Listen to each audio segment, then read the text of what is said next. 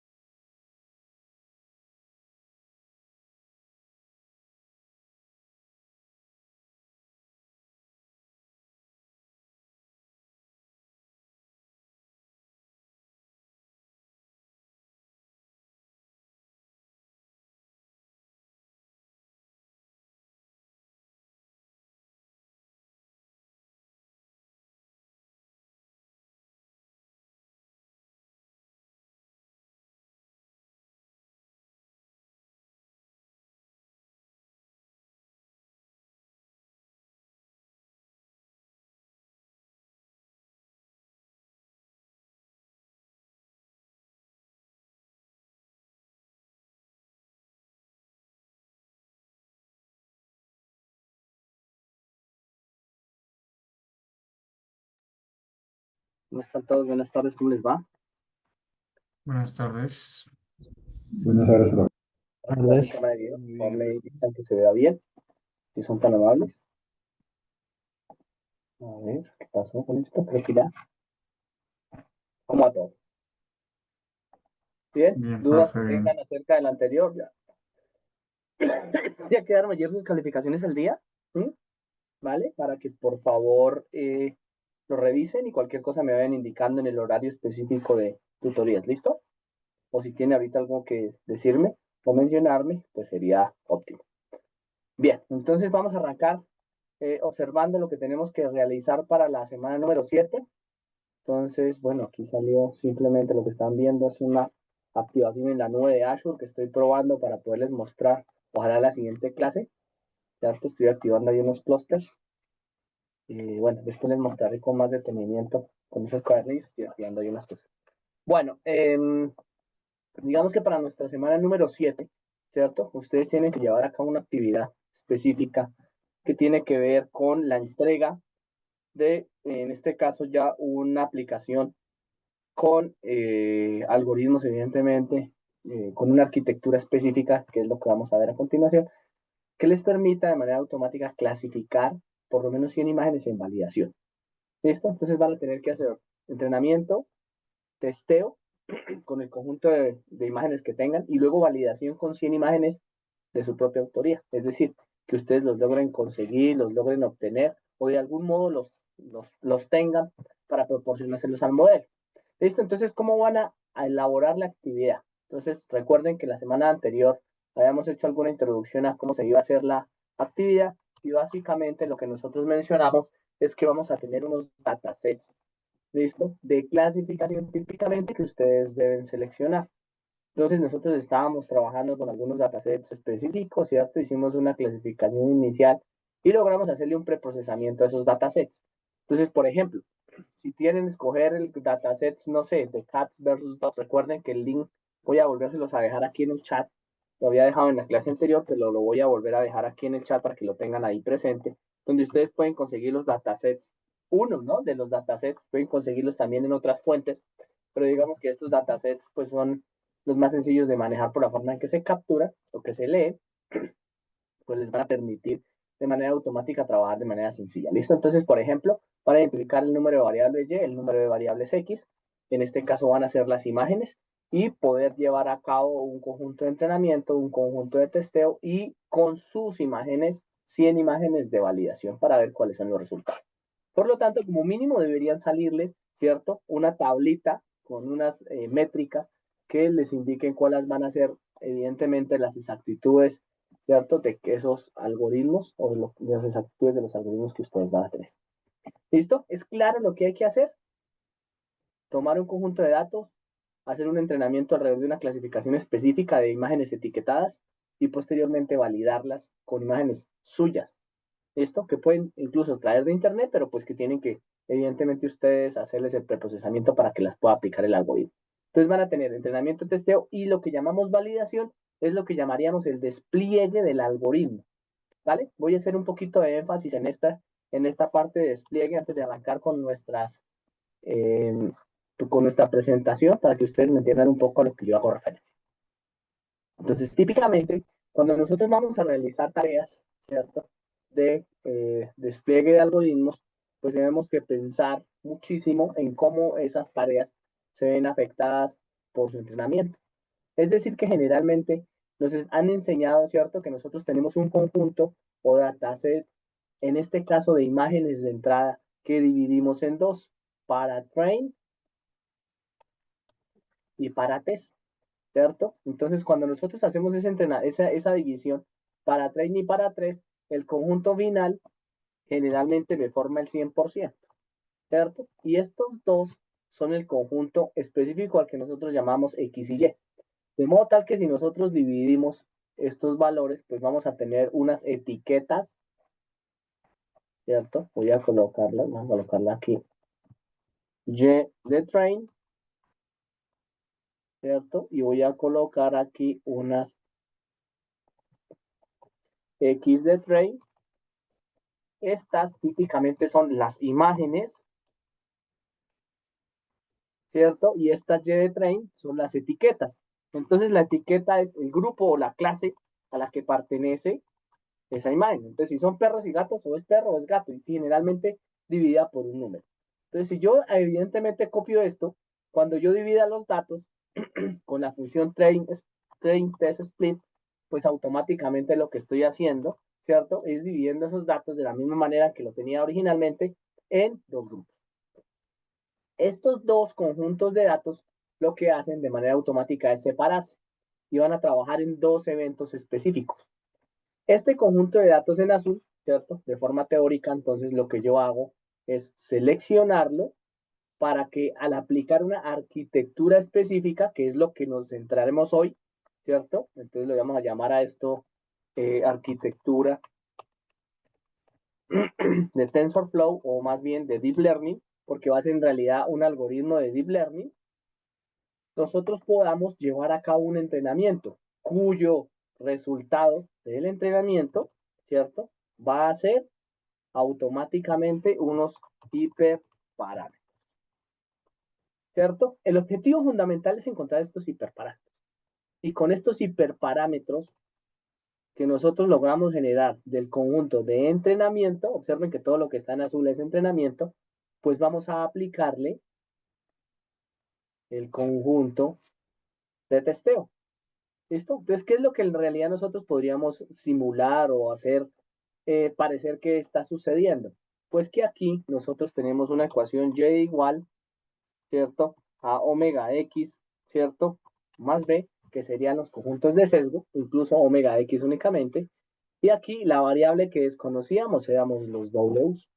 A estos los llamamos los hiperparámetros de sintonización. Típicamente parámetros, los conocemos como parámetros, ¿cierto? De sintonización. Estos W son los que yo utilizo en esta misma ecuación para aplicarlos sobre el testeo. Entonces, si fuese esto en orden, nosotros haríamos esto. Hacemos 30 es acá, aplicando la misma ecuación, pero ahora lo que nosotros desconocemos no es W, ¿cierto? Sino que nosotros desconocemos, en este caso, perdón, Y, porque nosotros necesitamos encontrar un Y estimado. Este Y es el que queremos predecir, es decir, la etiqueta de la imagen, y queremos identificar si eso es un perro o un gato. Una vez tenemos eso, ¿cierto? Entonces, esta primera parte lo llamamos train y esta segunda parte le llamamos test, cuyos resultados evidentemente nos van a entregar unas métricas de evaluación del algoritmo. Entonces, esas métricas de evaluación típicamente son de train, saldrán cuando yo entreno los valores, unas métricas de evaluación de test, que salen cuando yo aplico, ¿cierto? El algoritmo sobre esas muestras de test, y que si yo comparo estas dos muestras, es decir, voy a colocar aquí una cosa que es interesante y que generalmente perdemos de vista cuando estamos trabajando, ¿cierto? En este tipo de algoritmos, si estas dos llegan a ser iguales o similares o no se alejan, es decir, yo pruebo el algoritmo, entreno el algoritmo, paso los valores y son muy similares, pero si estos dos valores llegan a ser muy diferentes, ahí es donde podemos tomar la decisión de sobreentrenamiento, aquel lugar en el cual yo estoy utilizando un algoritmo que es demasiado elaborado para resolver un problema muy sencillo, es decir, estoy utilizando una bomba atómica para matar un ratón. ¿Listo? Es una bomba atómica para aniquilar un ratón, ¿cierto? Lo llamamos subentrenamiento cuando estoy utilizando una escoba de juguete para matar al mismo ratón.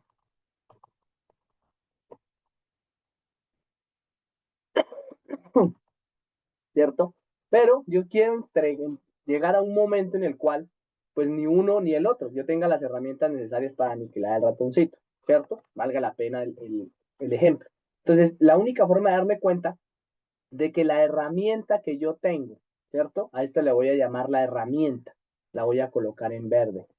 Es igual a la herramienta con la que en realidad debo hacerlo, que la voy a colocar en azul, es cuando yo me doy cuenta que el algoritmo, ¿cierto? contiene una arquitectura lo suficientemente robusta para resolver el problema. Si en algún determinado momento yo entré en un algoritmo y, por ejemplo, me da 99% de exactitud, ¿cierto? En el entrenamiento, pero me da 50% en el test, yo tengo un sobreentrenamiento. ¿Listo? Es decir, el modelo se está acoplando a señales de ruido en el interior del mismo. Y subentrenamiento cuando las muestras o son insuficientes o el algoritmo es insuficiente. Adicionalmente a eso, tendremos que seleccionar dentro del algoritmo de la red neuronal algo que nosotros llamamos hiperparámetros de entrenamiento. Entonces aquí van a existir unos hiperparámetros que deben ser constantes. ¿Cuáles son hiperparámetros constantes? Aquellos que incluyen el batch, ¿cierto? Aquellos que incluyen las épocas, aquellos que incluyen el optimizer o el optimizador, ¿cierto? Y demás valores. Entonces recuerden que estos de aquí nosotros se los entregamos o los sintonizamos de manera automática cuando estamos colocando el valor.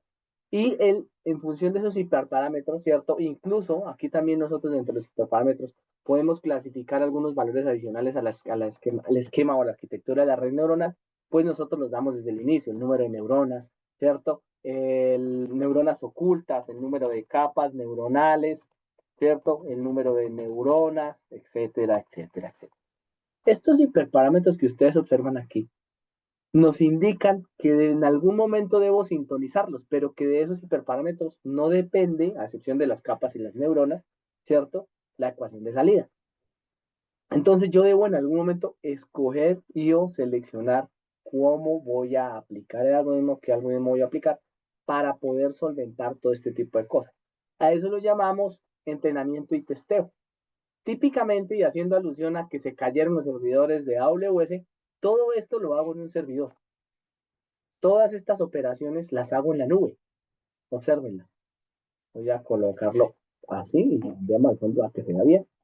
Todo esto típicamente lo hacemos en la nube, ¿cierto? Entonces, si ustedes estuvieran en un escenario real, esto lo que les provocaría simplemente es un gasto específico de dinero para entrenar.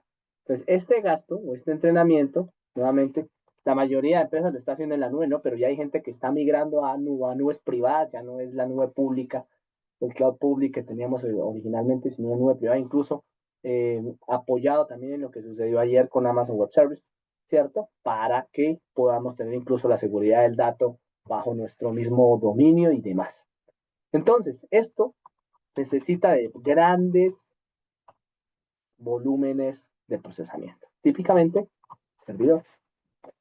Pero cuando nosotros ya nos vamos a desarrollar, es decir, ya probamos que esta vaina funciona y nos dicen allá, es que resulta que tenemos una persona que se encarga de testear, ¿cierto? De testear los algoritmos, de testear que todo esté funcionando bien. Pues resulta y pasa que yo cojo esta misma ecuación de estimado y la testeo en un ambiente fuera del servidor. En la vida real debería testearlo así, ¿cierto? Entonces yo tengo una ecuación en donde ya voy a tener otro conjunto de muestras que incluso podrían venir incluso del mismo conjunto original, donde yo le voy a llamar validación. ¿Listo? Entonces ustedes tendrán que tener estos datos de validación. Lo que es train y lo que es test se los va a entregar el conjunto del dataset original, pero la validación tendrán que ustedes conseguirla por su cuenta para poder probar, ¿cierto? El modelo. Y miren que tiene que haber una conexión interesante entre lo que yo llamo entrenamiento, que está en la nube. Voy a ponerle un nombre aquí, entrenamiento, y algo que está en desarrollo o en despliegue, más bien desarrollo, no, en despliegue, ¿cierto? Entonces, típicamente en la nube nosotros jugamos, ¿cierto? A tener este tipo de elementos en otro ambiente. ¿Listo? Entonces, esto puede estar en la nube. Este incluso puede estar en la nube. Podría no estarlo. Puede estar incluso instalado en el elemento final, como podría ser una aplicación web.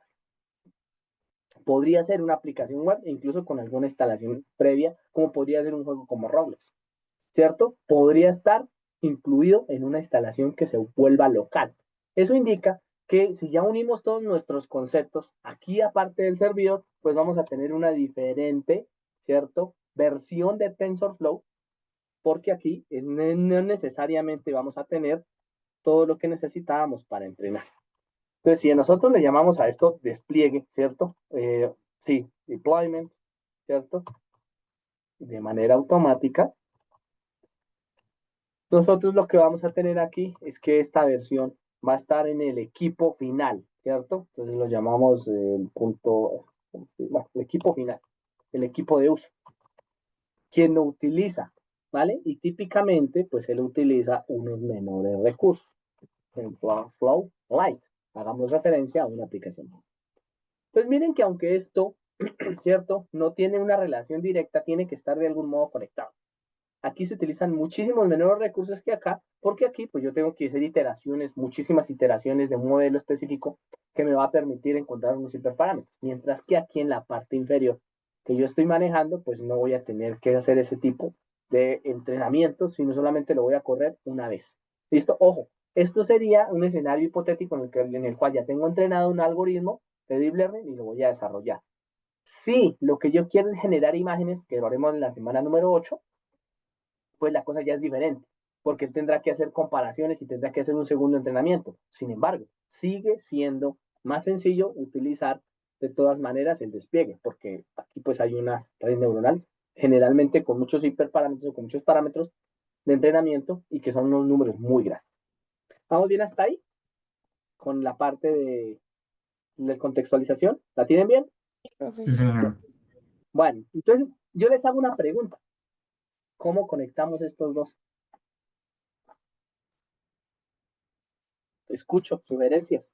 Ustedes que son desarrolladores, Por ¿cómo una API. conectamos esos dos? Correcto. Entonces, una solución, API. Listo. Cuéntanos, ¿cómo lo conectarías con una API? Pues tocaría desarrollar un back con todas las reglas de, digamos, de negocio que va a llevar el modelo o que ya tiene el modelo. Correcto. Y Como los orden de las pondría, entradas, ¿sí o no? señor, Como el orden de las entradas. ¿Sí? ujú, los Listo. parámetros, los nombres y demás. Correcto. Eso significa que de algún modo podría existir también un JSON. ¿Cierto que sí? Puede ser una Debería opción ser también. el protocolo de comunicación, ¿no? De Correcto. ¿Cómo entrega. voy a ordenar las vainas? ¿Sí? A enviarlas. ¿Cierto? Al final es eso, ¿cómo lo voy a ordenar? Listo. Opción 1. Opción 2. Profe, como un ejecutable. Como un ejecutable, cuéntame un poquito más a profundidad cómo sería como un ejecutable. Pues básicamente lo que tendría si yo, después de haber montado todo lo que está en la parte azul, que sería ya tener mi modelo montado como tal, lo que podría es generar un export y pues pasárselo a las personas que lo vayan a usar. Esa es una opción. Dos, Sí, conectarlo también, que sería por la parte de una API o de un JSON, alguna de las otras tecnologías, no sé, como Telegram y eso, solamente que esa parte uno no se encargaría de hacerlo, pues porque ya está montada, simplemente tirar el código desde donde está el modelo y que se pueda usar mientras que el servidor está encendido. Esa listo. sería toda la parte Ventajas azul. y desventajas de uno y del otro. El ejecutable, de pronto, para los que estuvieron ahí conectados, al final el ejecutable es, tú vas a utilizar la aplicación, ¿cierto? Pues te lo monto en donde tú quieras, ¿cierto? En tu dispositivo y lo ejecutas. Simplemente. Desventaja entre uno y el otro. Miren que de todas maneras en cualquier punto debe haber comunicación para al menos actualizar los hiperparámetros cuando se reentrene el algoritmo. O sea, esto no es que lo entrené una vez y lo dejé ahí funcionando. En algún determinado tiempo tengo que hacer un reentrenamiento, piensen en ello, porque siempre lo van a tener que hacer. Y cuando se haya el reentrenamiento o se haga el reentrenamiento en el servidor, se tienen que enviar los datos automáticamente a donde están los ejecutables. Eso típicamente lo hacen cuando se realizan las actualizaciones de las aplicaciones. Lo habrán sentido, ¿no? Lo habrán observado. Aparte de los cambios en el front, pues se hacen algunos pequeños cambios, ¿cierto? Digamos, de envío de datos a través de los databases. En los ejecutables, hoy en día, traigámoslo al servicio, al negocio. ¿Listo? Si yo entrego un ejecutable, puedo cobrar por el número de transacciones que hace una persona en ese algoritmo. Nos toca sí o sí por API hacer un rate limit. ¿Entendemos la diferencia? La API me permite autenticar y revisar quién está usando. Piensen en dinero, señores. Ustedes están ahorita implementando un modelo y esto es para dar dinero, ¿cierto? Si yo lo que quiero es que alguien, por ejemplo, GPT, ya quiero usarlo 200 veces, ¿cierto? O alguien me diga, voy a usar el protocolo de GPT, Lo ¿cierto? Pues controla. tendría que ir a consultarse e ir contando con algún usuario específico, bien sea el correo y demás, que lo vaya autenticando, pero eso ya me voy más a front, ¿no? Autenticando y le vaya contando, mire, usted lo usó tantas veces. Eso tiene un consumo de recursos. Eso significaría, generalmente, cuando yo hago la API, que el modelo se está generalmente desarrollando o aplicando o trabajando, o más bien encontrando la predicción para que me entiendan, en la nube. Independiente de que yo tenga una sesión de usuario o una sesión de entrenamiento. ¿Listo? Cuando yo hago ese tipo de APIs, estoy haciendo un modelo de negocio de cobro por uso, generalmente. ¿Listo? En el ejecutable podría montar un puente que me permita contar también, ¿cierto? Incluso que un contador tenga un contador interno en el celular, pero pues digamos que tendría que verificar, porque de todas maneras necesita conexión a la red. ¿Vamos más o menos? ¿Ideas que tengan por ahí? ¿Vamos bien en el modelo de negocio? ¿Dudas, preguntas? Bien, imagínense ahora a profundidad. Bien, si nosotros lo habláramos aquí, en realidad esto sería como una serie de autenticaciones donde, venga, el usuario le dice aquí le carga unos datos, ¿cierto? O carga una imagen. Pueden ser datos, imágenes, audios, lo que quieran. Le pregunta al servidor, oiga, ¿cuáles eran los hiperparámetros? Hagamos el caso de la API. Carga la imagen, le envía la imagen al servidor, ¿cierto? El servidor carga el modelo, hace la predicción, devuelve la predicción y termina el proceso. ¿Listo? Si no hablamos de más autenticaciones, ¿cierto? De autenticación doble, de que tiene que hacer una tokenización ni nada de este tipo de cosas en el API, sino incluimos solamente la autenticación por entrada-salida, esto estaría sucediendo. ¿Listo? Para que lo tengan en cuenta. Pero recuerden, por debajo de esto existen unos protocolos de conexión y unos protocolos en los que se cambia también la parte de ciberseguridad. Tengan mucho cuidado con este proceso. ¿Listo? Entonces hacemos la suposición de que tiene que haber alguien que active el modelo y le diga, listo, lo traigo, lo consumo y lo devuelvo. Ya las nubes están hechas para eso. Las nubes ya tienen la posibilidad de hacerme estos conteos. Y de pronto, aunque esto se sale un poco de lo que nosotros estamos viendo en este momento en la especialización, quiero que sepan que eso existe. ¿Y por qué quiero que sepan que eso existe? Porque voy a hacer las arquitecturas y ya me van a entender por qué. Bien, dudas, preguntas que tengamos ahí a manera somera, más o menos así como funcionaría el negocio. Y ahí está el dinero. En realidad el dinero está en comunicar estas dos, en poder contar, contabilizar, ¿cierto? En poder decirle, listo, ya desplegué, ahora contemos cuánto vale, cuánto me cuesta a mí pagar la nube, cuánto le va a cobrar a él por el uso de la nube, más lo que me voy a ganar, etcétera, etcétera. ¿Listo? Y si nosotros llevamos esto a nuestra aplicación, pues en realidad lo que nosotros estaríamos diciendo es que, entre comillas, vamos a hacer una simulación de que ustedes tienen unos datos de validación. ¿Listo? Y esos datos de validación, aunque estén dentro del mismo cuadernillo que van a utilizar, no hacen parte ni de test ni de train. Y por eso se les solicita que esas imágenes sean de autoría propia. ¿Dudas y Profe, preguntas? una Gerardo. consulta. Mira, sé que, bueno, que por API, por JSON se puede, si yo tengo, por ejemplo, una información en base de datos y, bueno, yo ya entreno con la información que tenga hasta el momento, la entreno con la base de datos. Digamos, esa base de datos se está actualizando pues cada día. Entonces, digamos, el día de mañana, por ejemplo, ya para probarlo, pues me llega una data nueva para probar la información. Pero, digamos, ahí cómo es el tema para, digamos, el día de mañana ya la data de hoy es histórica. Entonces, digamos, ahí cómo es el proceso cuando es base de datos. ¿Debería ser solo por API o también se puede por queries, por SQL? También lo podríamos hacer así, pero el modelo de cobro, no de reentrenamiento, sino el cobro, si lo hacemos por API, ¿vale? El cobro, es orientado al cobro, pero el reentrenamiento lo puede hacer por base de datos, incluso lo puedo hacer por tiempo. De hecho, muchas por lo menos de las aplicaciones que yo desarrollaba hago eso. Por ejemplo, hago el entrenamiento un año y siempre entreno el último año. ¿Qué significa eso? Que si mañana ya pasó el día, yo descarto el día, el último día del año, eso ya es programado, me imagino que ustedes me entienden, ¿cierto? Yo solamente va teniendo en cuenta los datos del último año. Generalmente nosotros no entrenamos a diario, Juan Gerardo. Generalmente esto se va testeando. Ahora vamos a testear, ¿listo? Con esa validación. Entonces vamos a hacer validación. Profe, yo Tú, ahí tengo una duda. dime, Julián. Por ejemplo, listo, yo ya tengo mi modelo, tengo todo lo de verde, lo tengo expuesto por medio de una API, la gente lo está usando Sí. y en la respuesta, en la info que él me llega a mí, por decirlo ahí, a mi servidor, por medio de ese consumo de esa API, yo debería tener otra base de datos ahí para ir almacenando la data que la gente usa y luego usar también esa data en mi entrenamiento de prueba o entrenamiento luego si lo voy a volver a hacer con mi modelo o cómo funciona Sí. esa parte No, cuando no haya una mejora. necesariamente, no Ok, necesariamente porque mira que la data que sube una persona lo que quiere es tomar y más bien encontrar la predicción, ¿cierto? De que ujú, esta foto era un perro o un gato, pero de imagínate lo que que él ya me sube está. mal la foto. Si él me sube mal la Ujú, foto, yo no la puedo tener en cuenta. La ok, data o los datos que yo utilizo para entrenamiento deben ser datos validados. ya serían los Entonces, la míos. forma, Ujú. ¿sí me entiendes? Entonces, Sí, alguien debe estar allá haciendo, tengo que tener a alguien del equipo haciendo validación de esos datos. Y típicamente para uno montar este tipo de algoritmos automáticos, lo que hace es cargar datos, ¿cierto? Aleatorios que llamamos pilotos. Esto es muy común y viene muy de por ejemplo, de las telecomunicaciones. Entonces, en las telecomunicaciones, ¿qué es lo que se hace? Se carga un dato, por ejemplo, en una estación base, se envía y le dice, mire, este dato que yo le acabo de enviar era un hola y resulta que llegó un hello.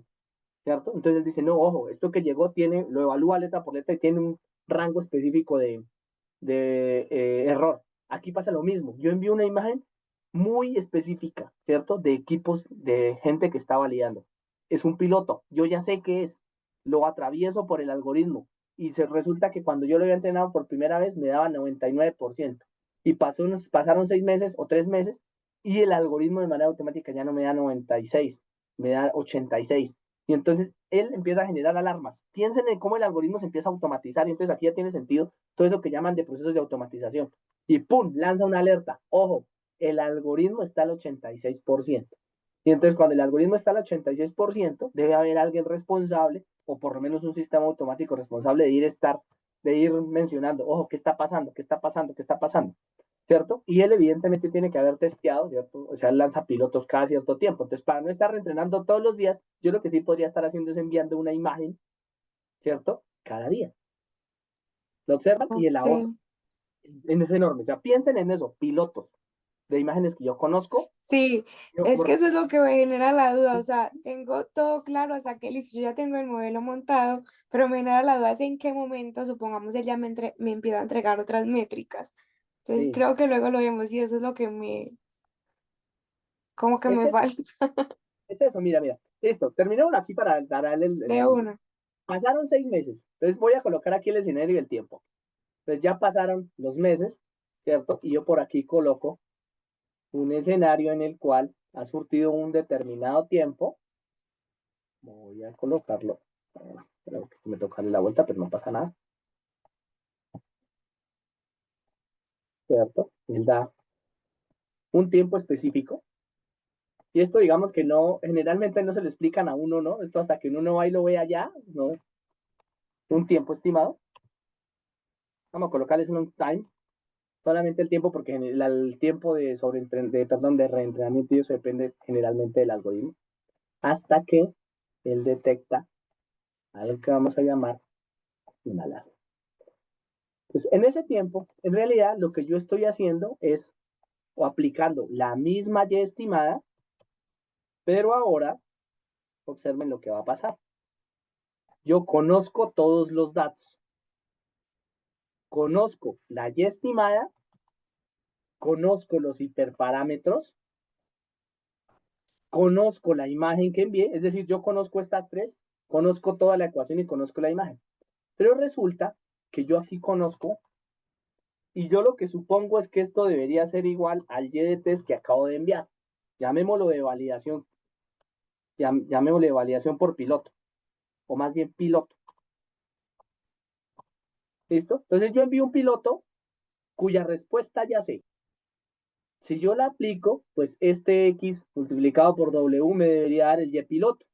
Entonces yo comparo la métrica o aplico la métrica que utilicé para entrenar. comparando el Y estimado, que es lo que me sale del algoritmo, con el Y piloto. ¿Lo observan? Y sería exactamente igual a lo mismo que había hecho acá.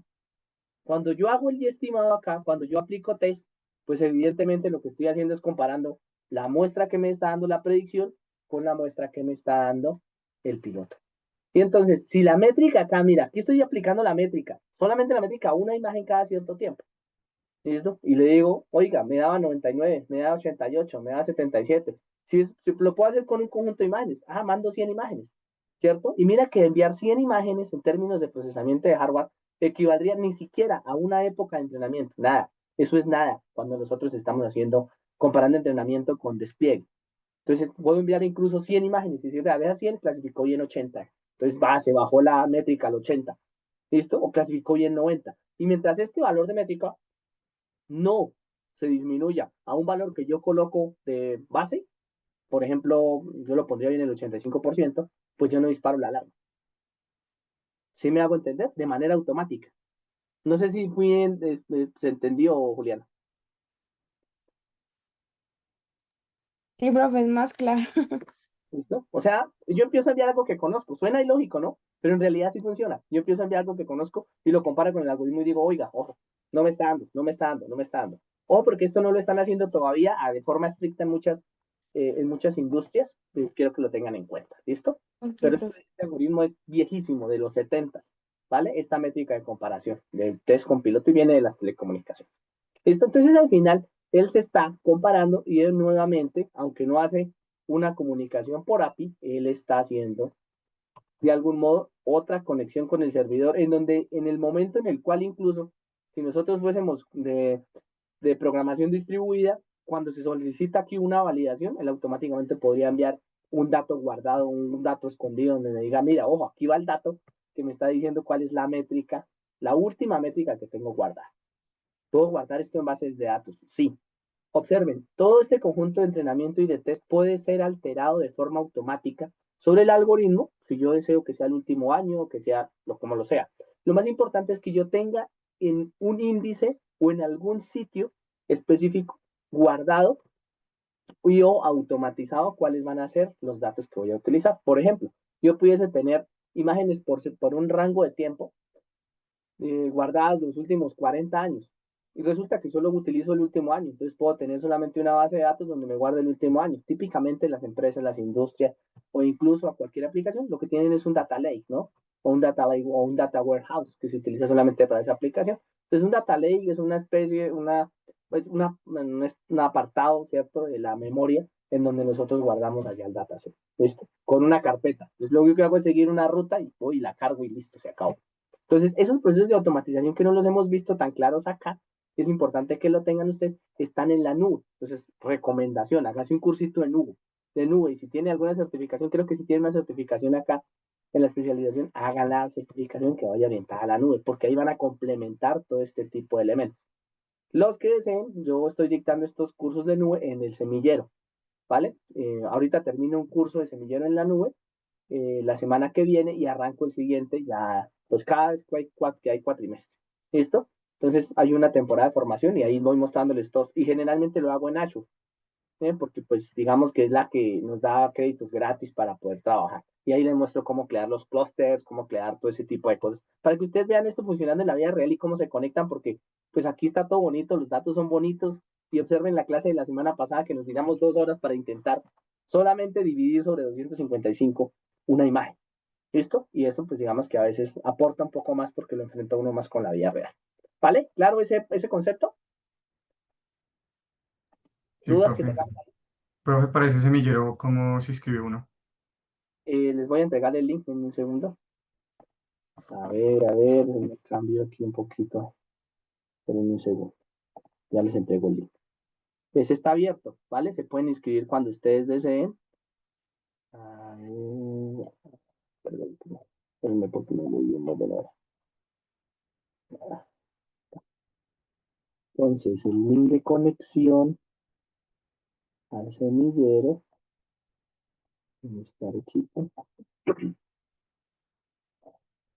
Miembros. Aquí está el de miembros, a ver cómo era esta vaina. Configuración, tal vez. Permisos. Un segundo, porque ahora no me acuerdo dónde dejé el link de conexión. Copiar vínculo. Por favor, prueben este vínculo. A ver si pueden ingresar. Deben tener acceso desde su Teams de la Uniminuto. Pruébenlo, por favor. Alguien que lo pruebe y me va mencionando mientras yo sigo avanzando. ¿Listo? Entonces el objetivo es que eso tenga un ciclo. Si se logra hacer ese ciclo, tenemos el algoritmo montado, tenemos el proceso automático y esta vaina se puede vender. Antes, no. ¿Listo? Y es que estamos haciendo una capa de desarrollo. Ahora, vámonos y piensen en otra cosa. ¿Cómo ustedes podrían desarrollar o cómo podrían ustedes llevar a cabo esto en la vida real? Y la mayoría de gente dice, pues, profe, montamos una metodología ágil, ¿cierto? Y me imagino que todos los que están aquí me están entendiendo lo que hago con referencia con una metodología ágil, ¿cierto? Alguien que entienda de esto dirá, pues, profe, montemos Scrum. ¿Cuántos de ustedes manejan Scrum en sus trabajos? Yo, Juliana, listo. Me imagino que para los que no entienden, esto es una metodología que me permite decir, venga, dividamos esto en perfiles, entonces allá existe una persona que es el maestro en la parte Scrum, ¿cierto? Y el que empuja el proyecto para que salga adelante, un dueño del producto que es la persona que está ya metida en el proceso de la dueña de los datos y que me explica cómo funciona todo, ¿cierto? Se comunican ellos para poder establecer una serie de tareas y sobre las tareas hay una persona que está testeando y los demás están desarrollando. Resulta y pasa por experiencia propia, y espero que ustedes que ya son desarrolladores lo puedan llevar a cabo, eso no funciona tan bien cuando desarrollamos algoritmos de IA, por lo que les acabo de mencionar. Observen, el solo hecho de que exista una arquitectura y demás, digamos que tienen unos inconvenientes que nos lleva a combinar metodologías ágiles. Ahorita no les voy a decir cuál ni cómo utilizarlas, porque eso generalmente la industria, en la organización en la que ustedes estén, les va a permitir llevar a su propia metodología ágil, pero es muy importante que lo tengan en cuenta. Por lo menos a nosotros donde hemos trabajado, o a mí en los sitios donde trabajo, no ha funcionado la metodología Scrum, no de manera directa. ¿Listo? Por la cantidad de cosas que salen por debajo y para que funcione una metodología Scrum, tendrían que haber otra especie, otra serie, ¿cierto? De personas trabajando aquí. Por ejemplo, el científico de datos por encima del desarrollador, alguien votando desarrollo, pero si pones el científico de datos y el científico de datos jala datos y el que jala datos no sabe de ciencia de datos y entonces el que sabe de ciencia de datos no sabe jalar datos y demás, pues tenemos problemas. Entonces, por eso aquí, digamos que a veces hay algunos inconvenientes. Lo que buscaría es tener una persona que lo sepa hacer todo, que me sepa programar los algoritmos, que me sepa jalar datos, que me sepa automatizar, que me sepa manejar la nube. Pero ustedes sabrán que una persona que sepa hacer esos de todo, pues entonces, ¿para qué necesita un Scrum? No lo necesita, ¿vale? Ténganlo en cuenta para cuando ustedes lo vayan a manejar a nivel empresarial y estructural, porque en realidad tiene muchísimo de dónde cortar. Y me voy entonces, ahora sí, a que ustedes deberían concentrarse en lo verde. Acuérdense, deben concentrarse en lo verde, acoger sus imágenes de validación y hacérselas atravesar al modelo con el que ya hicieron la predicción. O sea, tienen que haber entrenado esto. Y para entrenarlo, deben acudir a esta palabrita, arquitectura. ¿Listo? Y en eso nos vamos a concentrar en las siguientes diapositivas, por lo menos una media hora, y al final haremos simplemente el movimiento de la arquitectura de uno de los algoritmos que teníamos, que es relativamente sencillo. Cambiar la arquitectura es cambiar capas de convolución y max pooling en imágenes, ¿cierto? En otras, pues se cambiará el número de neuronas, las capas y demás.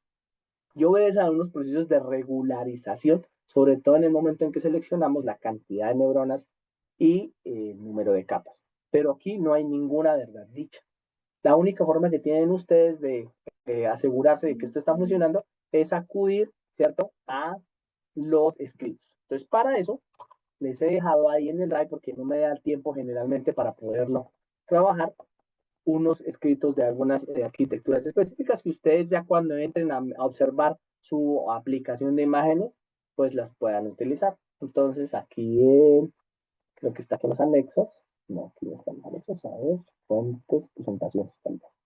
Aquí, en las presentaciones hay uno que se llama 7 arquitecturas de red. Entonces, una de las que más viaja es esta de la arquitectura BGG, ¿cierto?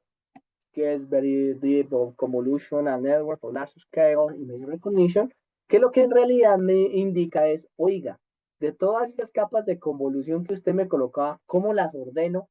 Las capas de convolución le pongo 3x3, los filtros, los kernels, ¿cómo? ¿Listo? Entonces, alguien ya se tomó el trabajo de poner muchas capas, ¿cierto? De seleccionar muchos filtros, de hacer muchas combinaciones y demás, para que uno pudiese establecer, ¿cierto? Cuál podría ser una u otra, ¿cierto? Ventaja, tanto en el entrenamiento como en el testeo, ¿cierto? Como en los detalles de implementación.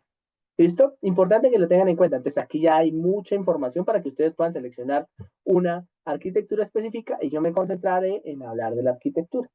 Entonces, ahorita voy a ir hablando de la arquitectura, voy a irme aquí a la presentación, que es esta de acá, ¿cierto? Y empecemos con esa arquitectura específica. Entonces, al final, la arquitectura de la red neuronal no es nada más y nada menos que la forma en la cual yo voy a ubicar todos esos conceptos que venía manejando dentro de mis redes neuronales convolucionales. Entonces me centraré en eso. Una arquitectura que ustedes ya observaron previamente y que entendieron fácilmente, puesta que estaban acá. ¿Cómo se llama esta arquitectura? Que ya la vieron ustedes, ¿cierto? Y que evidentemente ya me imagino que la identificaron dentro de, de sus conocimientos previos. Recuérdenme, ¿para qué servía esta arquitectura de autoencoder en Deep Learning? Para detección de fraudes bancarios. En datos, ¿no? En imágenes. ¿Se acuerdan que tuvieron que entregar los dos? Aunque solamente una Para de ellas. reconstrucción y quitar Para ruido y demás. Correcto. Para reconstrucción de imagen.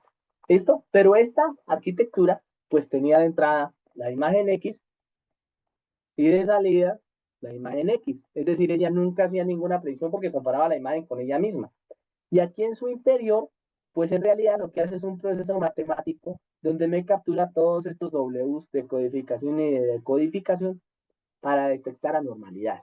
Entonces, en realidad lo que tengo es un gran conjunto de datos en donde por dentro hay tantas conexiones a nivel neuronal, porque esta es una red neuronal, ¿cierto? Que tiene convolución y max pooling, que lo que extrae es una serie de números y cuando el valor que viene dentro de la imagen encuentra anomalías, pues me dice, ojo, esa imagen no debería funcionar así. Incluso me permitiría identificar si la imagen fue creada con IA o no fue creada con IA, si la imagen es verdadera o si es falsa, etcétera, etcétera, etcétera.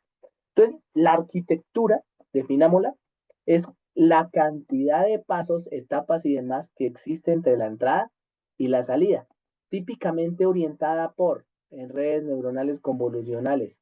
Sus elementos son las convoluciones, los kernel de las convoluciones, los números de filtros que salen dentro de las convoluciones, los pooling, si hacemos max pooling, average pooling y demás, el número de neuronas que podría existir en la capa densa, que aunque aquí no existe, no la observamos de manera directa, podrían aparecer número de capas y número de neuronas por capa. ¿Listo? Pero centrémonos en estas cuatro. Miren. Convoluciones, número de filtros, el kernel de la convolución que va anclado al número de filtro y qué tipo de pooling, si hago pooling o no hago pooling. Incluso piensen en que prácticamente la arquitectura podría ser cualquier cosa, pero alguien ya pensó en ese cualquier cosa y esto no es tan al azar. Entonces ya nos tenemos que ir a esos escritos específicos que nos permitan trabajar con ello. Para poder entenderlo a profundidad, ustedes tienen que observar o llevar de manera visual esto que nosotros llamamos los filtros. Observen que yo hiciera filtros de 5x5 sobre el número 7 que nosotros veníamos manejando anteriormente en el ingreso y la clasificación de imágenes, pues en realidad yo lo que tendría es imágenes que podían tener unos fondos específicos, ¿cierto? Que podrían caracterizar o tener un número más pequeño específico y demás. O sea, cada uno de los filtros extrae una característica. Entonces, ojo con las convoluciones porque aquí le vamos a dar sentido. Las convoluciones extraen características, ¿cierto? Y el pooling, si nosotros decidiésemos hacer pooling en algún determinado instante, como acá, lo que hace es destacar la zona de la característica más importante. ¿Listo? La zona de la característica más importante. Recuerden el juego de la lupa. ¿Listo? Con uno le atravieso como si fuese en la convolución, le atravieso como si fuese un lente y en el max pooling le enfoco el lente. ¿Listo? Y así tantas como quiera. Incluso podría extraer la característica de la característica. Y cuando yo hago los procesos de la característica, lo que estoy haciendo es un enfoque más fino, ¿cierto? Entonces, en nuestro caso se llamaría profundidad de la imagen. Y la profundidad, evidentemente, lo que busca encontrar son mayores detalles alrededor de la clasificación de la imagen. Posteriormente viene la capa totalmente conectada, pero esto en general no nos interesa a nosotros en lo que tiene que ver con las arquitecturas de redes convolucionales, porque típicamente son capas totalmente conectadas con una, máximo dos capas de convolución. ¿Por qué? Porque toda la información en realidad en las imágenes está de acá, en los datos no tanto, pero en las imágenes sí, y en los audios, porque tiene una componente frecuencial, mientras que acá no. Acá estamos haciendo simplemente unas combinaciones de líneas rectas. Y obtenemos una capa de salida con una clase a decidirse. Pueden encontrar aquí en esta referencia lo que yo les estoy mencionando. Y me voy de manera directa con esas arquitecturas. Entonces voy a darles un concepto histórico de esas arquitecturas y cómo fueron evolucionando. Y se van a dar cuenta que esto no es muy viejo que digamos. ¿Listo? El concepto teórico, en realidad, de las redes convolucionales está desde 1989. ¿Listo? Y como siempre, con la capa LENET. ¿Cuál es la capa LENET? Ya les voy a mostrar. La capa convolucional me dijo oiga, yo a una imagen le puedo aplicar convolución. Es lo que hemos venido viendo durante todo el curso. Y la capa LENET es la que me dice, coloque una convolución y póngale un max pooling. Es decir, que la primera vez que se colocó convolución y max pooling, estamos hablando de 1998. Ahí no pudimos empezar a combinar esas convoluciones max pooling, no porque no supiésemos hacerlo, sino porque no nos daba el hardware, ¿cierto? Entonces teníamos problemas de hardware para poder entrenar esto. Entonces ya cuando en los años 2000 empiezan a potenciarse toda esa parte de hardware y en el año 2006 empiezan a aparecer las GPUs de manera más directa y la aplicación del max pooling, aquí era solamente pooling, ¿cierto? Pues NVIDIA es uno de los primeros en decir, venga, vamos a hacer reconocimiento robótico de las imágenes.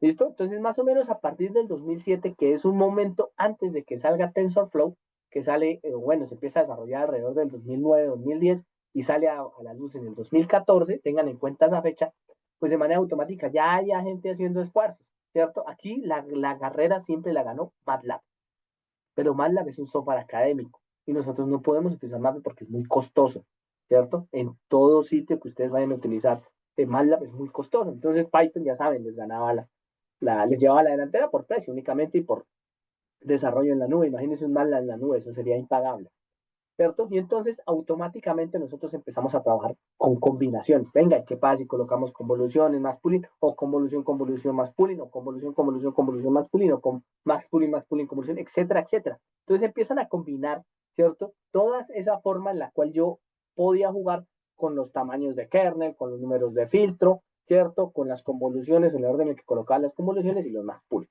para poder llegar a un solo objetivo, generar la mejor eh, métrica, ¿cierto? Que estuviese alrededor de una clasificación de imagen y o posteriormente identificación de objetos. Aquí es donde NVIDIA se hace importante, porque empieza a identificar objetos en tiempo real. Identifica objetos con regresiones, clasifica objetos, ¿cierto? Pues con clasificaciones. Miren que es el mismo concepto de Machine Learning, pero en una red neuronal. Entonces, de manera automática aparecen estas, ¿cierto? LeNet o la AlexNet, evolución de la LeNet, donde incluía convolución pooling, tenía convolución max pooling y average pooling, ¿vale? Y ahorita las vamos a ir a observar a profundidad y me voy a centrar específicamente en el algoritmo BGG, Inception de Google y ResNet. ResNet, se me perdió, ResNet. Las demás son evoluciones de esas tres que son las principales. Miren los años de BGG. BGG empieza a aparecer de manera directa en el 2014. Aparecía TensorFlow. Y miren cómo esas redes BGG venían orientadas, sobre todo TensorFlow cuando desarrolla sus modelos, sus arquitecturas con Keras, ¿cierto? A tener capas de convolución más públicas. Ventaja o cosa fundamental que identifica una arquitectura BG, filtros de tamaño pequeño, el mínimo 3x3, ¿listo? Entonces, como vieron ahorita, BG se orientó a utilizar filtros, kernels, sobre las características siempre de 3x3. Entonces, intentaba perder la menor resolución sobre las esquinas, etcétera, etcétera.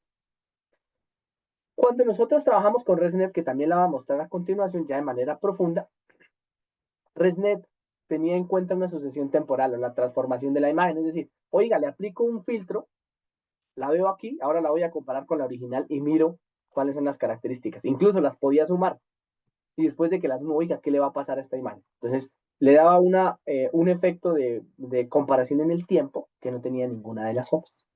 ¿Listo? Y aparece InceptionNet que me dice, oiga, pero no necesariamente necesito aplicarle el filtro o el kernel a toda la imagen, se lo puedo aplicar a una sola parte. ¿Listo? Entonces, esas tres se centran en manejar arquitecturas.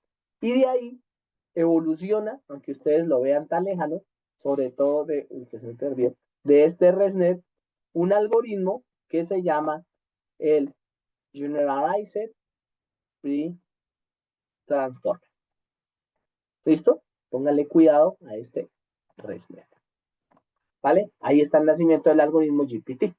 Y al final, entonces, quiero llegar a lo siguiente, antes de pasar a los algoritmos específicos, y es que las variaciones en la forma en la que yo empecé a colocar la capa de convolución, ¿cierto? En la que yo empiezo a colocar la forma en la cual voy a hacer las conexiones dentro de la red neuronal, pues le dan un nombre específico a cada algoritmo, GPT, ¿cierto? Que lo utiliza OpenAI. Aparece Gemini, aparece DeepSeek, y en realidad lo único que los diferencia es la forma en la cual yo genero la arquitectura. ¿Listo? En algunos, pues ya no utilizan max pooling, sino average pooling, ¿cierto? También pueden encontrar min pooling, max pooling, ¿sí? Para que lo tengan en cuenta. Y dinos, Jorge, por aquí tenemos la imagen, la mano arriba, ya que antes de que me pase a la siguiente diapositiva. Profe, gracias. Uh-huh. Ahorita, pues en la diapositiva anterior donde mostrabas como la arquitectura, lo que entra y lo que sale, pues estamos viendo un 7. Sí. Digamos que hablando ya de una visión un poco más avanzada, donde no tengo una imagen de un número, sino que tengo una imagen con más información, es decir, puedo tener personas o una imagen satelital donde puedo tener Uh-huh. viviendas, pues, edificios. Correcto. Para uno poderle decir, venga, yo quiero que usted se entrene, pero específicamente en esto de esta imagen, ¿sí? Sí. ¿Cuál sería el procedimiento ahí? Ah, bueno, perfecto. Es bueno aterrizarlo eso. Gracias, Jorge. Sí, importantísimo. Hagámoslo con la imagen satelital, por ejemplo, que podría ser la imagen de un cultivo, ¿cierto? Entonces, supongamos que en un cultivo, tú tienes aquí el cultivo. Mira, aquí está el cultivo específico, ¿cierto? Con esta forma. Aquí está la zona sembrada. Aquí hay un bosque. Aquí hay una carretera. Por aquí es zona ganadera. Ganado, vía, cultivo, vía, ¿cierto? Y por aquí hay un río. Si tú necesitases identificar, venga, mis características son esas, míralas. Necesito ver si es cultivable, si es ganadero, si hay un bosque, si hay una vía o si hay un río, tengo 5 clases.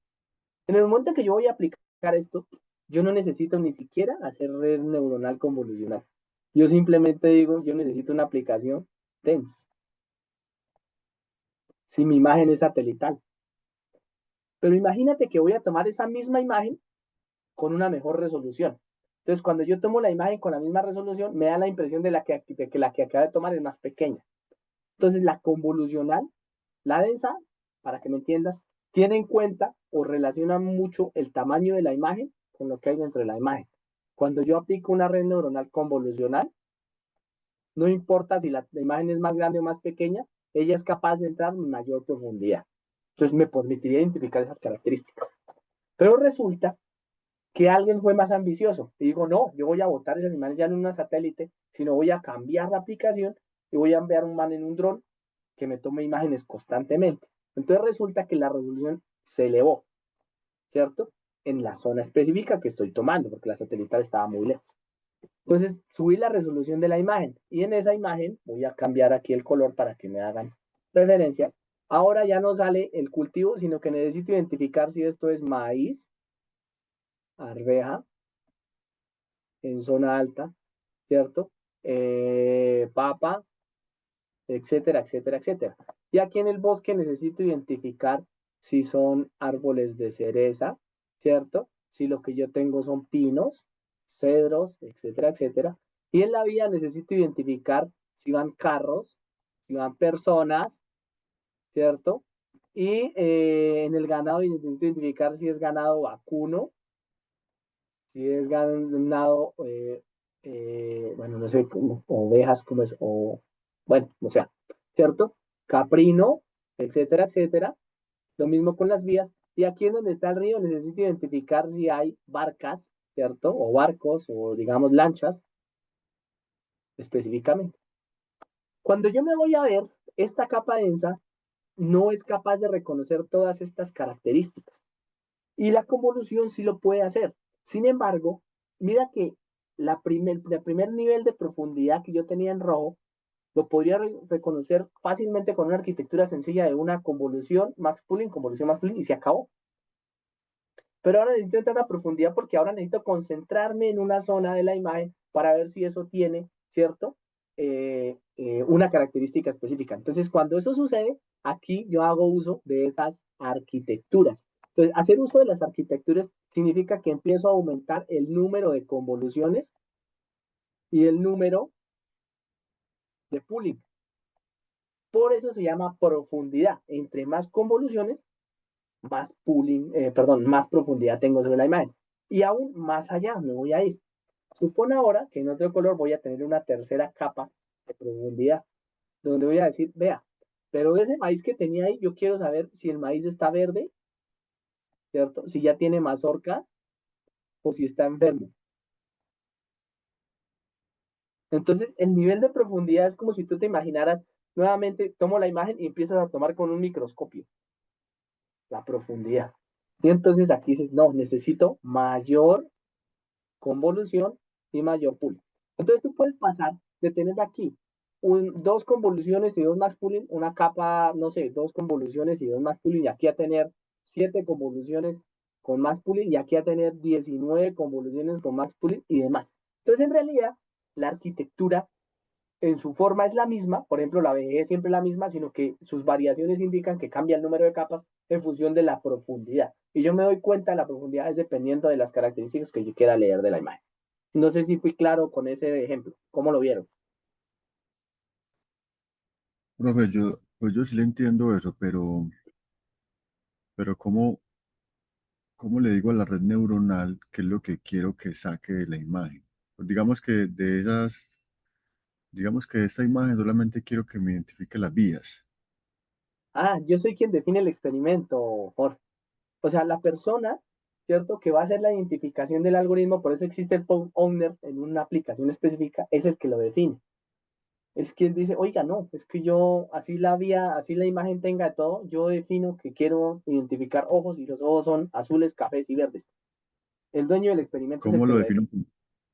A eso lo define el proceso. Por ejemplo, si yo lo que quiero, a nosotros nos pasaba recientemente en algún proceso específico, lo que quiero es identificar cambio de vegetación alrededor de una tubería de petróleo, que me pasó en uno hace recientemente, pues yo lo que identifico es, venga, hay color verde alrededor de la tubería, ¿cierto? Entonces identifico que si ese color verde es vegetación o si no es vegetación o si es lama. ¿Listo? Entonces yo mismo clasifico esos valores y tengo que tomar las imágenes, tener un conjunto de imágenes dataset original donde ya me haya sentado, esta imagen, venga, esto era vegetación, esto era lama, esto fue que alguien rompió el camino y entonces ya es tierra y cosas así. Pero soy yo mismo, debo tener un dataset ya clasificado, ¿me hago entender? Si no tengo ese dataset ya clasificado, no puedo hacer nada. No sé si es claro, Jorge. Profe, bueno, yo pues entendería, pues yo estaba leyendo un poquito ahí y eso se llama como un etiquetado de la imagen, ¿cierto? Es decir, Correcto. de, de una imagen saco o etiqueto de alguna forma el pedazo que quiero que él identifique, que él aprenda Ajá. vamos a ver de pronto algún ejemplo de ese proceso, o de Sí, de pronto, hecho nosotros hicimos la etiqueta la semana pasada. Ah, bueno. En la Sí, última es que, sesión, Juan. En la última listo. sesión, de hecho, nosotros hicimos la segmentación de la imagen, no sé si lo recuerda, y pudimos hacerle todo el preprocesamiento, que nos demoramos las 2 horas para hacer una cosa súper sencilla, pero pues que al final, eso, no sé si de pronto viste esa clase, si no, échale un vistazo, ¿vale? Sí, pero si lo eché el vistazo que no me la he terminado de ver. Está atrasado. Dale un vistazo, porque ahí sí nos quedó hasta incluso hasta el código hecho, ¿listo? Vale, Listo, contigo. dale. Bien, entonces, una vez tenemos eso, nosotros definimos cuáles eran las clases a las que quiero. Ojo, estoy haciendo hacia clasificación. Si fuese regresión, pues simplemente, o sea, si yo lo que quiero es identificar un objeto que se va moviendo, pues le coloco ahí una regresión. ¿Listo? Entonces, cuando son más de 2 capas, ¿por qué pueden pasar 2 capas o más de 2 capas? 2 capas, por ejemplo, quiero ver si la imagen es oscura o clara, ¿cierto? Quiero ver si en el cultivo la planta está verde o la planta está seca, ¿sí? Si es de ese tipo de clasificaciones, que dependen, el dueño de la clasificación lo hace, pues simplemente escojo como función de pérdida una entropía binaria. Pero si el número de clases, recuerden esto que va orientado a cuando ustedes seleccionan la salida, ¿listo? De la red neuronal. Por ejemplo, quiero como los números que eran del 0 al 9, pues escojo una múltiple clase, ¿listo? O multiclasificación, o entropía cruzada múltiple. ¿Listo? Y ya si quiero una regresión, que es una detección de objetos, pues tengo una regresión sobre la capa lineal. Es decir, la última capa, recuerden, la capa densa deja una última capa, que es simplemente para encontrar el valor, pues la coloco ahí, le coloco este tipo de conjunto. Listo, y me voy directamente con estas consideraciones específicas. Aquí no me voy a demorar porque creo que no me va a dar el tiempo. Y me voy al BGG 16, las voy a pasar rápidamente porque quiero que me entendieran el concepto. La arquitectura BGG 16, entonces, observe, tiene una profundidad elevada. ¿Qué significa que tenga una profundidad elevada? Estas arquitecturas son arquitecturas que van a gastar bastante hardware, pero que ustedes van a estar seguros de que con esta arquitectura ustedes pueden tener imágenes grandes. Miren, como mínimo 224 por 224 como mínimo, ya van a entender por qué, por la profundidad, si no, no les va a dar para salir. Recuerden el concepto de profundidad cuando vimos el convolución, y que me van a, de manera automática, permitir identificar muchas cosas, incluso al interior de la imagen. Por ejemplo, yo podría tomar la misma fotografía que tenía anteriormente, pero solamente quiero contar plantas de maíz. No me importa lo que hay alrededor, solamente quiero contar plantas de maíz. Entonces, él podría segmentar la imagen, ¿cierto? Si yo le hago un preproceso y empezar a contarlas, porque solamente me voy a concentrar en las plantas de maíz. Lo demás no me interesa. Tengo dos binarias, o 1 o 0, o lo que me importa o lo que no me importa. ¿Listo? Y entonces él, en función de eso, puede de manera automática empezar a observar una imagen específica y empieza a darle profundidad como un lente. Por eso miren, por eso la forma de cono. ¿Listo? Entonces, esta profundidad se la da en que como tomo la imagen, miro, me concentro en el espacio específico, luego de que me concentro en ese espacio específico, ¿cierto? Empiezo a darle zoom, zoom, zoom, zoom, zoom, hasta que encuentro el resultado. Puede que el zoom no se dé de manera, digamos, que no sea igual o que no se tome igual en todos los sectores. Esto puede que eso suceda, por ejemplo, que tenga imágenes de una diferencia de profundidad a la que yo la tomo, pero es muy importante hacer énfasis en que las imágenes deberían tener una profundidad similar a lo que yo estoy seleccionando. ¿Listo? Esta tiene 2 capas de convolución original, un max pooling, 2 capas de convolución, un max pooling, 3 capas de convolución, un max pooling, 3 capas de convolución, un max pooling, 3 capas de convolución, un max pooling, y posteriormente hacemos el aplanado, la red neuronal densa, generalmente lo que les decía de 2 capas, y esta, como es de clasificación, se utiliza un softmax. Si fuese para identificación de objetos, un regresión. Listo, ahí tendríamos un lineal, para que lo quieran, para que lo tengan. Las demás capas deberían tener una función de activación ReLU. ¿Listo? Siempre deben acoplarse a un máximo. Por eso utilizan el máximo. Si avanzo esto, pues yo en realidad lo que tendría es que la UEG16, al tener tantas capas de convolución y tantas capas de mass pooling, pues evidentemente tienen una profundidad específica. Una profundidad de ser capaz de detectar dentro de la imagen como un microscopio. ¿Listo? Puedo tener características específicas aquí. Generalmente utilizo el número de filtros en función de potencias de 2. Los filtros extraen características, ¿vale? Estos números son referenciales. Entre más conozca yo la información de la imagen, mayor o con mayor cercanía podría acercarme a esos filtros, pero generalmente los colocamos en múltiplos dedos. ¿Hasta dónde? Hasta en el momento en el cual yo pueda llegar a esta reducción. Este sería mi límite. Y antes de llegar a este límite, la capa anterior, que la hicimos incluso a mano cuando desglosamos las convoluciones, sería el momento en el cual yo puedo aplicar este plate. ¿Listo? Depende del tamaño de la imagen. ¿Listo? Al final todas las capas son densas y los canales de convolución son sucesivos. Consecuencias de esos canales de convolución sucesivos, simplemente hago enfoco, enfoco, enfoco. ¿Listo? Y el pooling, recuerden, lo único que hace es seleccionar la mejor zona. El enfoco del enfoco del enfoco, mejor zona. Enfocar, enfocar, enfocar, mejor zona. ¿Listo? Mucho consumo de memoria. Ojo con esto porque esto ya son entrenamientos que necesitan de servidores profundos para llevar a cabo este tipo de elementos. Cuando ustedes le montan un experimento VGG16 a una nube como la que tenemos ahorita predispuesta en el Google Colab, es muy probable que se les reviente. ¿Listo? ¿Qué me refiero que se les reviente? Se les desconecte el clúster y les diga no soy capaz de procesar. Características. Primero, porque pueda tener muchas imágenes cuando entrene, ¿cierto? Utilice muchas imágenes para entrenar, ¿cierto? Segundo, porque esas imágenes tengan que atravesar muchas capas, tenga muchos hiperparámetros y demás. Entonces, aquí es cuando generalmente la memoria tengo que acudir a pagar algo, a utilizar una licencia Pro, si lo trabajo en la nube, o hacer una instalación local con todo el Python y las instalaciones de las librerías de TensorFlow y demás para poderlo correr en local. Y si no, hay una tercera opción que es utilizar la nube paga, ¿cierto? O tener algún modo pago, o tener algún modo incluso libre en una aplicación en Git. En Git la puedo correr. El problema es que solamente me dejan correr 1 o 2 experimentos. Así que debo estar seguro por mes de que eso corre. ¿Listo? Porque si lo corro y él ya me reservó unos espacios de memoria específicos y demás, y me provoca un error, se fue mi oportunidad. ¿Listo? Ténganlo en cuenta. Esos son los modelos que yo les podría sugerir para cuando ustedes vayan a entrenar esto, por ejemplo, pensando en un proyecto final de grado. ¿Listo? Ojo, aquí la limitación es de hardware. La limitación sigue siendo de hardware. La UEG19 es un poco más profunda, ¿cierto? ¿Qué implica la UEG19? Me permite tener unas capas mayores de profundidad. Entonces, a diferencia de las anteriores, en lugar de tener 3 capas de convolución en su mitad, tiene 4. Es la única diferencia entre las dos. Entonces, convolución, convolución, convolución, convolución. Y las primeras convoluciones siempre son pequeñas, observen, porque no busco tener tanta profundidad. Yo lo que busco es tener profundidad hacia la mitad del análisis de la imagen que estoy haciendo. Esto, y recuerden que como esto es el kernel lo va recorriendo de lado a lado, pues cuando yo aplico el max pooling es que me estoy dando cuenta de dónde está la profundidad. ¿Listo? Entonces recuerden, esta profundidad es para sintonizar el objeto. Si mi objeto es muy chiquitico dentro de la imagen, estas profundidades identifican ese objeto chiquitico. ¿Listo? Y la limitación, evidentemente, es que puede identificar un píxel.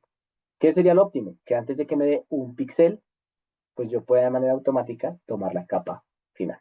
Observen este de aquí. ¿Listo? Características de este, recuerden, sus filtros siguen siendo de 3x3. El kernel es de 3. ¿Listo? Y esta es la capa densa, no lo pierdan de vista. Esta es la capa densa. La capa densa es cuando ya me vuelve una red neuronal normal. ¿Listo? Aquí hay una forma de cómo la implementaría. Estos son los pasos de cómo quedaría la arquitectura, pero es básicamente lo mismo que les acabo de mostrar. Ahorita les voy a dar la implementación para que ustedes lo tengan en cuenta. Y esto lo vamos a ver rápidamente. Ya nos quedan sino 15 minutos. Vámonos con la ResNet. Entonces, la ResNet es algo similar, pero observen lo que ocurre acá. Tengo convoluciones. Miren aquí donde entra la imagen, ¿cierto? Que sería este mismo equivalente. Entre la imagen, atraviesa una capa de convolución con un filtro de 3x3. ¿Listo? Luego, aplica otro filtro de convolución de 3x3. Y compara la imagen original antes de colocar el filtro a después de haberle aplicado los filtros, típicamente de A2. Entonces, a esto, ¿cierto? Cuando yo le hago, digamos, traslapo la imagen original con la imagen que iba posterior a las capas, es lo que yo intento calcular o intento encontrar, y son algunas cosas que se llaman los bloques residuales. Es decir, de la característica que yo extraje por cada uno de los filtros que yo hice, que en realidad fue lo que no fui capaz de detectar. ¿Listo? Eso se llama los bloques residuales. Esto es lo que no puedo, ¿cierto? Detectar un determinado instante. Y lo empiezo a hacer así sucesivamente, cada 2 capas, hasta que llego a la última capa que yo selecciono y le hago Average Poly. Ventaja de esto, miren que cuando van saliendo, utiliza 2 etapas con un número de filtros, 2 etapas con otro número de filtros, 2 etapas con otro número de filtros y 2 etapas con otro número de filtros.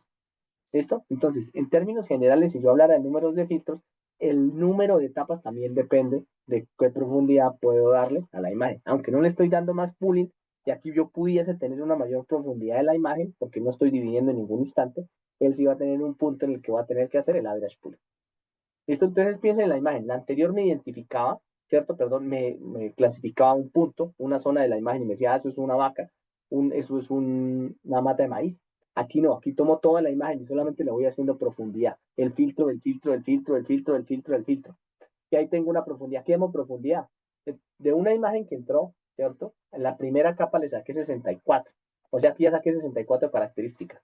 Y aquí le di profundidad hasta que encontré 502.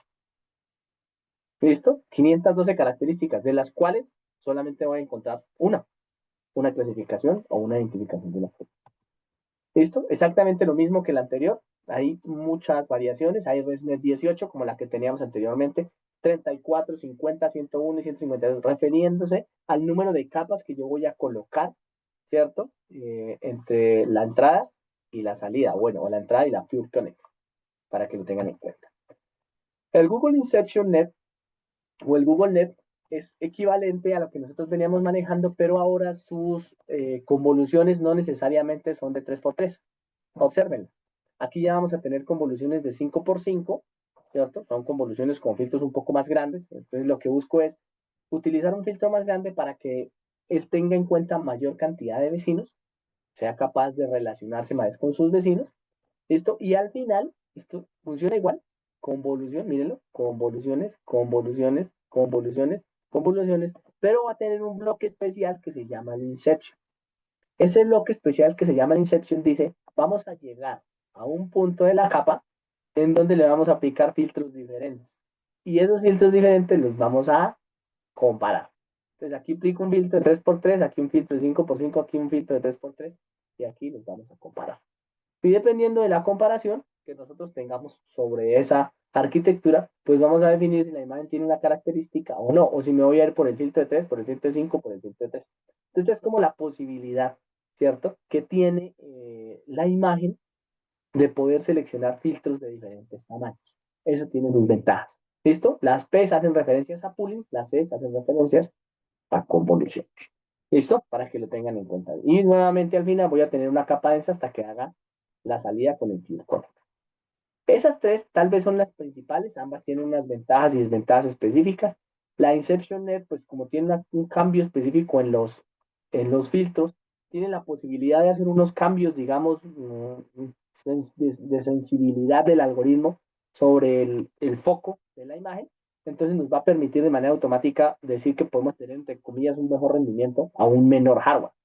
¿Listo? En tareas de clasificación funciona bastante bien. Las demás también funcionan muy bien, pero gastan más recursos. ¿Listo? Ventajas, son más fáciles de implementar. El Google Net no es un algoritmo muy reciente, entonces digamos que puede provocar problemas de implementación, mientras que los anteriores ya están montadas las capas de manera directa en TensorFlow. ¿Listo? Existen otras arquitecturas, aquí les dejo algunas para que las revisen, ¿cierto? Entonces Google Net, DenseNet ya la hicimos, es la típica de red neuronal, pero pues evidentemente esto gasta recursos como nadie. Hay otras eficientes, hay otras LeNet, como ya les mencioné, y esto se combina con las CPUs y las GPUs dependiendo de lo que se quiera trabajar en cada una de ellas. Esto es importante que la revisen. Yo me quedo con esas tres y aplicaciones, esto es infinito, ¿cierto? Reconocimiento facial, diagnóstico médico, vehículos autónomos, inspección industrial, agricultura, casi que las van a tener ustedes en todo lado. Problemas es que la gente todavía no ha empezado a usarlas de manera profunda, o sea, no se haya, algunas entidades las usan, pero no a nivel escalado, ¿vale? Ya vienen desarrolladas. Costos, ustedes ya saben que la nube es más costoso hacer este tipo de cosas, y en la nube local, o sea, más bien lo que ustedes podrían trabajar a nivel local, digamos que el problema siempre es de infraestructura, ¿no? De vigilancia de infraestructura, de la compra de la infraestructura, de alguna serie de costos vivos que ustedes van a tener problemas. Y la ciberseguridad en ambos casos debe ser muy importante. En la nube, a veces la ciberseguridad corre un poquito por allá, por cuenta de ellos cuando es SaaS, y por debajo, cuando nosotros tenemos solo infraestructura, pues nos toca correr por nuestra cuenta. Tengan cuidado con ello. Esto no me voy a ir a profundidad, se los dejo para que ustedes lo revisen posteriormente. Dudas y preguntas. No, señor. Bueno, espero que no haya sido tan rápido, ¿vale? Me demoré un poquito ahí en la nube, pero bueno, no pasa nada. Entonces, ¿qué es lo que hay que hacer? Mira lo que hay que hacer. O sea, pues la cosa no es tan compleja como se trabajaba originalmente. Entonces, yo les había mostrado y teníamos en mi por computador. Voy a ir a mostrarles porque no me quedan sino 8 minutos la aplicación directa con los números. ¿Dónde está el de los números? A ver, creo que era este. Profe, yo tengo una duda. Dime, Andrés.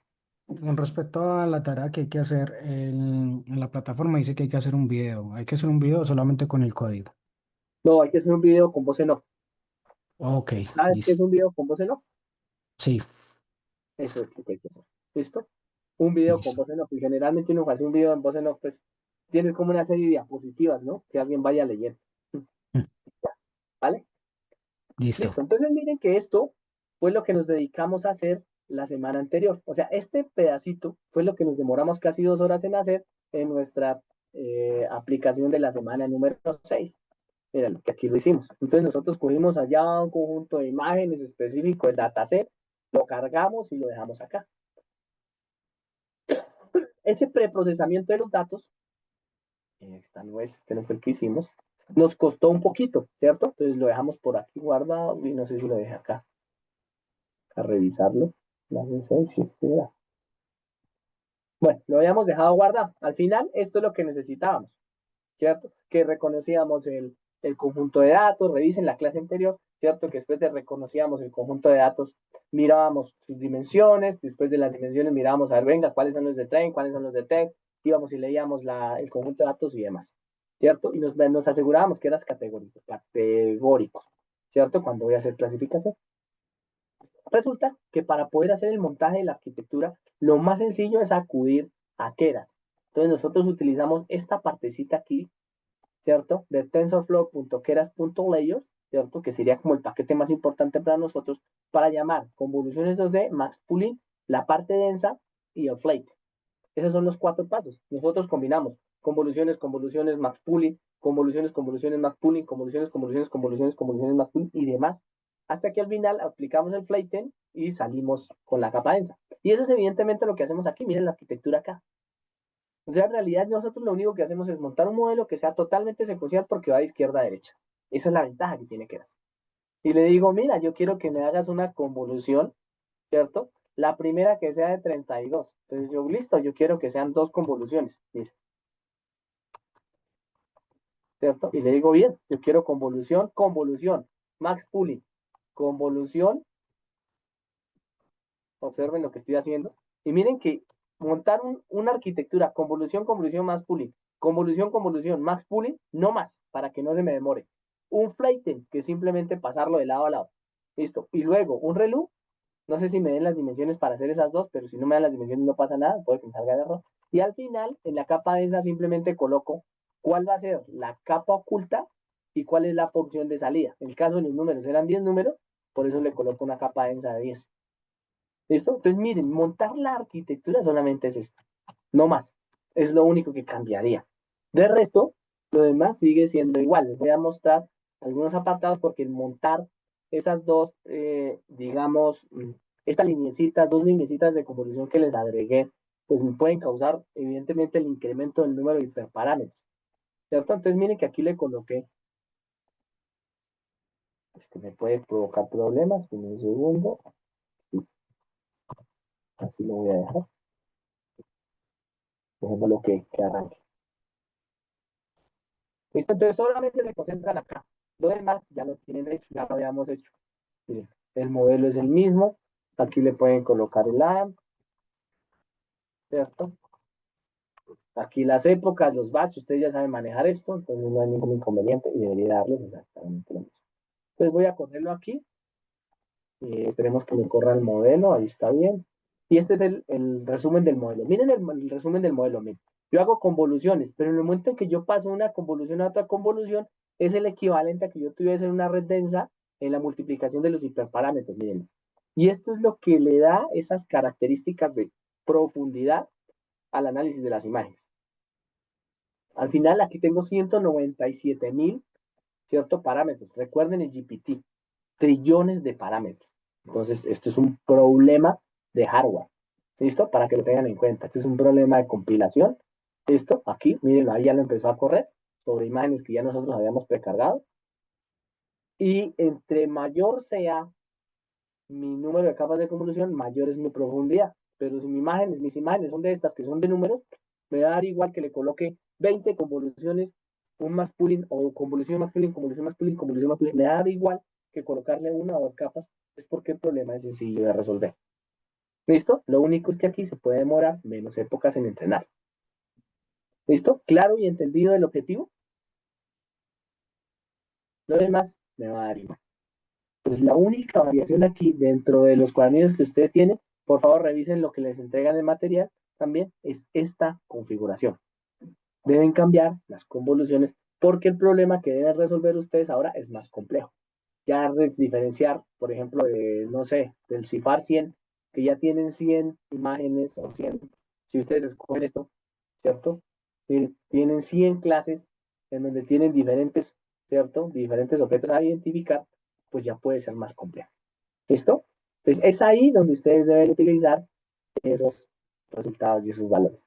¿Vale? Observen, se demora mucho más en entrenar, pero llega mucho más rápido a la exactitud, en este caso.